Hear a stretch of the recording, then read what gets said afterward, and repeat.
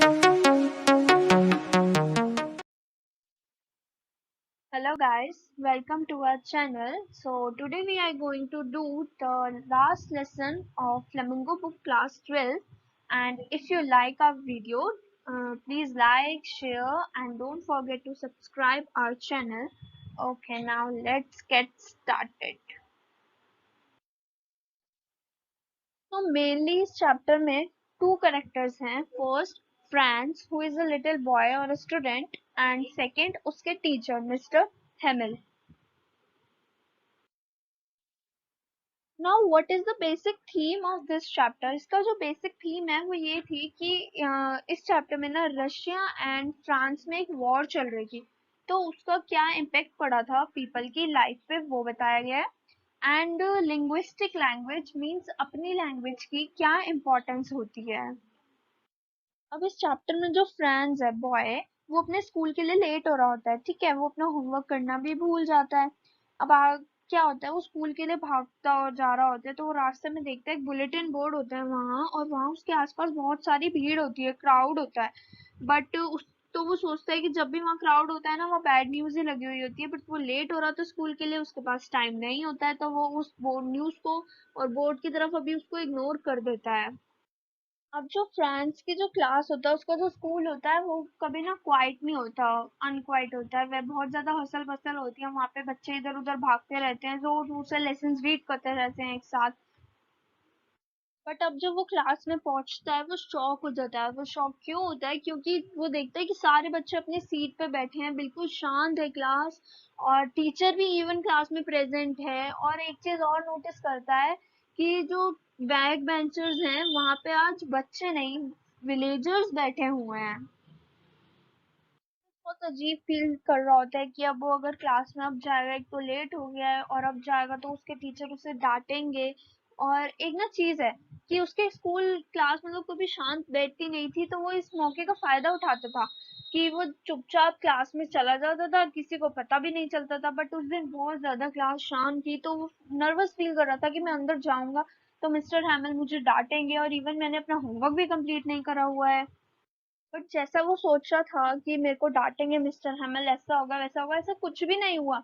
उन्होंने प्यार से फ्रांस को एंट्री दी और कहा अच्छा है तुम जल्दी आ गए, वरना हम तुम्हारे बिना ही लेसन स्टार्ट करने वाले थे. अब वो इस बात से भी शॉक हो जाता है कि यार मतलब डांटने के बजाय मेरे को इतने प्यार से डील कर रहे हैं. चलो ठीक है, कोई नहीं. अब वो जाके पीछे बेंच पे बैठता है, और वो चीजें सोचने लग जाता है जो जो उसके साथ अभी तक हुई है सुबह से. मतलब पहले वो बुलेटिन बोर्ड पे बैड न्यूज, अब मिस्टर हैमिल का उसको प्यार से डील करना, उसको डांटना नहीं. और वो मिस्टर हैमिल में एक चीज नोटिस करता है कि उन्होंने बहुत ना आज बहुत अच्छे कपड़े पहने हुए थे, जो कि वो मोस्टली प्राइज डिस्ट्रीब्यूशन डे पे ही पहनते हैं. और वो ये देखते हैं कि बैक बेंचेस पे विलेजर्स बैठे हुए हैं, ऐसा क्या हो क्या रहा है, वो ये सब सोचने लग जाता है. जैसा मैंने आपको बताया कि मिस्टर हैमिल ने बहुत अच्छे कपड़े पहने हुए थे. अब वो कपड़े क्या होते हैं, frilled shirt, beautiful green coat and a black embroidered cap. ये तीन चीजें, और जो मोस्टली कब पहनते थे, प्राइज डिस्ट्रीब्यूशन डे पे या फिर इंस्पेक्शन डे पे. ठीक है. अब अब ना मिस्टर हैमिल बहुत ज्यादा ग्रेव टोन में कहते हैं, ग्रेव मतलब बहुत ज्यादा सीरियस टोन में कहते हैं, that this is my last lesson with you guys today. अब सारे ना शॉक हो जाते हैं, मतलब सब बहुत सैड फील कर रहे थे कि क्यों ऐसा क्यों. फिर वो बताते हैं कि because of this war of France, between France and Russia, Berlin said that teach only German but not the French. जो है वो बहुत ज्यादा गिल्ट फील कर रहा होता है. क्यों वो गिल्ट फील कर रहा होता है, बिकॉज उसने ना अपनी लैंग्वेज को कभी सीरियसली लिया ही नहीं. उसने हमेशा ग्रांटेड लिया, अपनी लैंग्वेज को बहुत सिंपल लिया है.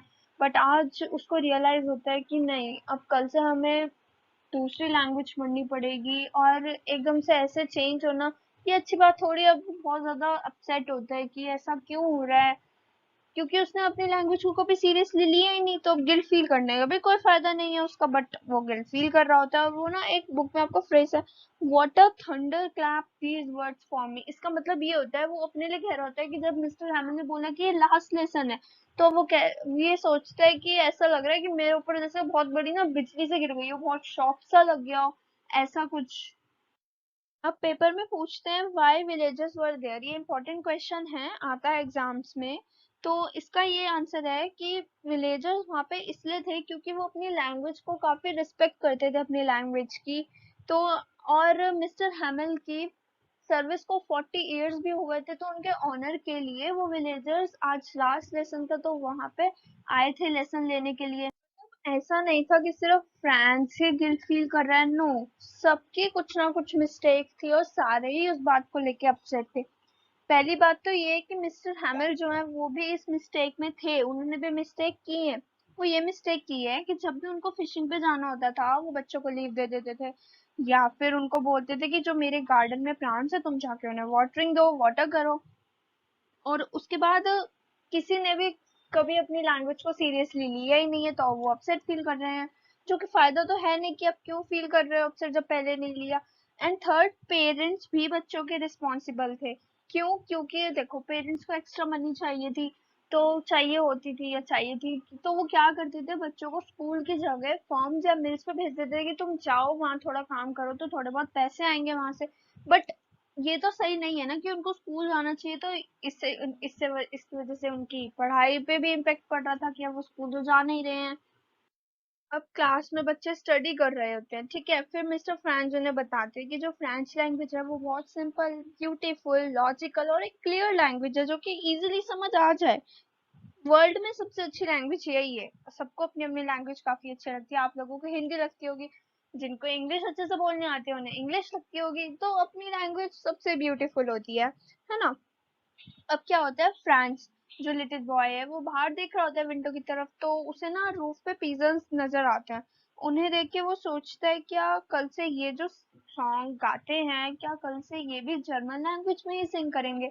बट ना यहाँ पे ये होता है कि ऐसा तो होगा नहीं अब कि ह्यूमन बीइंग्स क्लास ले रहे हैं जर्मन लैंग्वेज की, कभी एनिमल्स को लेते हुए देखा है, बर्ड्स को नहीं ना। क्यों? क्योंकि जो भी वॉर का इम्पैक्ट होता है किसी भी चीज का वो सिर्फ ह्यूमन बीइंग्स की लाइफ पे ही होता है।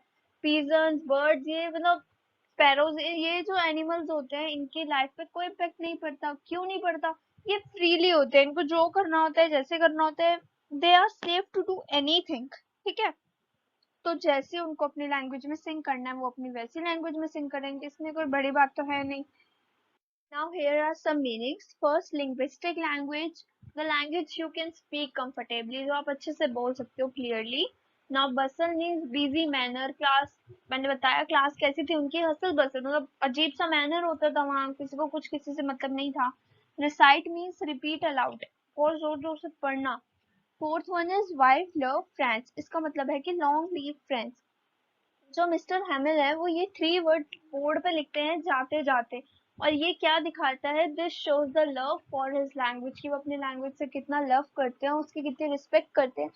एक्चुअली मिस्टर फ्रेंच बहुत ज्यादा अपसेट फील कर रहे होते हैं, वो अपने इमोशंस भी ऐसे हाइड कर रहे होते हैं, वो दिखाना नहीं चाहते, वो रो भी नहीं रहे हैं, रोना भी नहीं चाहते।